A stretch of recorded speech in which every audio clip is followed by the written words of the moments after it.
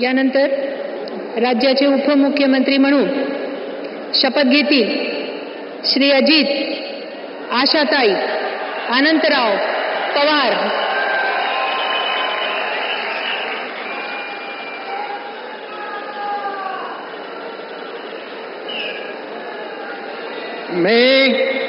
मी अजित आशाताई अनंतराव पवार गांभीर्यपूर्वक प्रतिज्ञा करतो की कायद्याद्वारे स्थापित झाले आहे अशा भारताच्या संविधानाबद्दल मी खरी श्रद्धा व निष्ठा बाळगीन।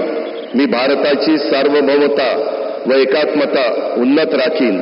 मी महाराष्ट्र राज्याचा उपमुख्यमंत्री म्हणून माझी कामे निष्ठापूर्वक व विवेक बुद्धीने पार पाडीन आणि संविधान व कायदा यानुसार सर्व तऱ्हेच्या लोकांना मी निर्भयपणे व निपक्षपातीपणे तसेच कोणाच्याही विषयी महत्वभाव किंवा आकस न बाळगता न्याय वागणूक देईन। मी अजित आशाताई अनंतराव पवार गांभीर्यपूर्वक प्रतिज्ञा करतो की महाराष्ट्र राज्याचा उपमुख्यमंत्री म्हणून माझ्या विचारार्थ आणली जाईल किंवा मला ज्ञात होईल अशी कोणती बाब असा उपमुख्यमंत्री म्हणून माझी कामे यथायोग्य पार पाडण्यासाठी आवश्यक असेल ते खेरीज करून एरवी मी कोणत्याही व्यक्तीला किंवा व्यक्तींना प्रत्यक्षपणे वा अप्रत्यक्षपणे कळवणार नाही किंवा त्यांच्याकडे उघड करणार नाही।